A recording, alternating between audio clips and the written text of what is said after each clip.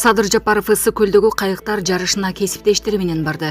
Президент Садыр Жапаров ыссы көлдө суу мотордук спорт АФ1 H2O боюнча дүйнө чемпиондугун ачты. Бул тууралуу өлкө башчынын администрациясы билдирди. Маалымдалгандай, биринчиликтин ачылышына Казакстан, Тажикстан жана Өзбекстандын президенттери Касым-Жомарт Токаев, Эмомали Рахмон жана Шавкат Мирзиёев да катышкан. Wildberries Борбор Азияны кошкондо бир нече өлкөнүн ишкерлери миллиардтаган чыгымга учурады. Кыргызстан, Казакстан, Өзбекстан, Беларусь, Армения, Кытай жана башка бир катар өлкөлөрдүн ишкерлери Украинанын куралдуу күчтөрү Wildberries компаниясынын объектилерине жасаган чабуулдардан улам миллиардтаган чыгымга учурады. Бул тууралуу компаниянын негиздөөчүсү жана жетекчиси Татьяна Ким видео кайрылуусунда билдирди. Ошондуктан бизге жасалган соккулар бир эле учурда 10 өлкөдөгү 100 миллиондогон адамдарга жасалган сокку, деди Ким.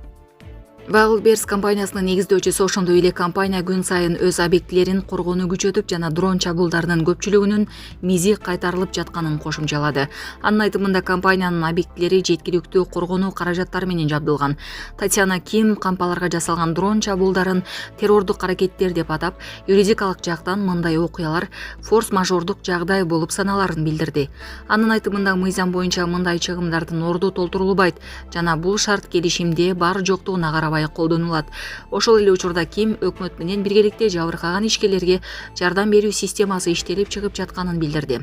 Компания товарлары бузулган же жок кылынган сатуучуларга төлөмдөрдүн 2 траншы бөлүнгөнүн, кийинки жумадан тартып эң көп жабыркаган аймактардагы ишкерлер менен бетме-бет жолугушуулар өткөрүлө баштай турганын айтты. Татьяна Ким ошондой эле Украина тараптан Wildberries аскердик багыттагы товарларды сатат деген айыптоолорун четке какты. Украина Wildberries компаниясынын кампаларына сокку урууну 18 июлда баштаган. Ошондон бери чабуулдар дээрлик күн сайын болуп жатканы кабарланууда. Marketplace'тин кампаларына жасалган чабуулдардан ондой адам каза болду, арасында Тажикстандын бир жараны бар. Расмий Киев бул соккуларды Marketplace Орусия логистикасынын өтө маанилүү бөлүгү экендиги менен түшүндүрүп келет.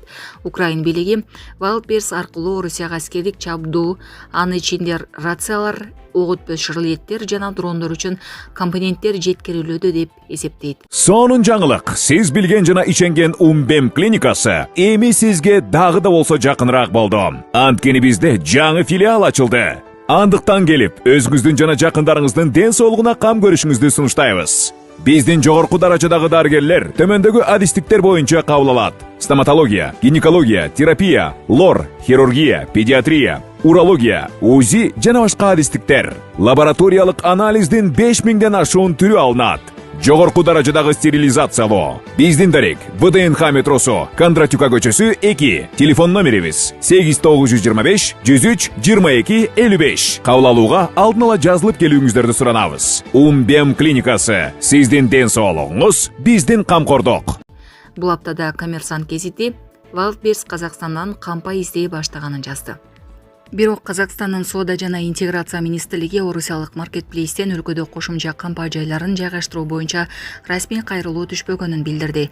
Wildberries'тин кампаларына чабуулдардан кийин жүздөгөн кыргызстандык ишкер товары күйүп кеткенин айтып чыккан. Бул Азаттык. Тажикстанда хиджаб жана сакал боюнча чектөөлөр күчөтүлдү. Тажикстанда улуттук салтка туура келбейт деп эсептелген кийимдерди алып кирүүгө жана кийүүгө расмий түрдө тыюу салынды. Чектөө араб стилиндеги, анын ичинде кара түстөгү хиджабтарга да тиешелүү. Ошондой эле эркектердин сакал коюусуна көзөмөл күчөтүлүп, айрым учурларда жарандардан сакалын кырдырып жүргөнүн ырастаган сүрөттөрдү үзгүлтүксүз тапшыруу талап кылынары маалымдалды. Өлкө бийлиги бул чаралар улуттук коопсуздукту камсыздоо, диний экстремизм менен радикализмдин жайылышына каршы күрөшүү максатында кабыл алынганын билдирди. Булак Назар Ньюс кежи. Трамп АКШ келишим боюнча Украинадан кен байлыктын каалаганын алып кете алат. АКШ Украина менен түзүлгөн келишимдин алкагында андан сейрек кездешүүчү кен байлыктын каалаганынын дээрлик баарын ала алат. Бул тууралуу АКШнын президенти Дональд Трамп билдиргенин РИА Новости агенттиги жазды. Украина жери сейрек кездешүүчү кен байлыктар көп өлкө. Бизде бул боюнча келишим бар. Ошондуктан каалаган учурда ал жакка барып, каалаганыбыздын бардыгын алып кете алабыз, деген ал Real America Voice басылмасына курган маегинде. Айта кетсек, АКШ менен Украина 2025 жылдын 30 апрелинде Украинанын жаратылыш ресурстары боюнча келишим түзгөн. Ага ылайык АКШ Украинада өндүрүлгөн продукцияны сатып алууда артыкчылыктуу укукка ээ болгон. Келишимде Украинада инвестициялык фонд түзүү да каралган. Анын ишин алып баруу жана каражат салуу милдеттери эки тарапка теңдештирилген үлүштө болот. Мындан тышкары документте Украинага 10 жыл инвестиция салуу каралган. Ошондой эле АКШ тарабынан Киевке көрсөтүлүп турган аскердик жардам америкалык тараптын аталган фондко кошкон салымы катары эсептелет.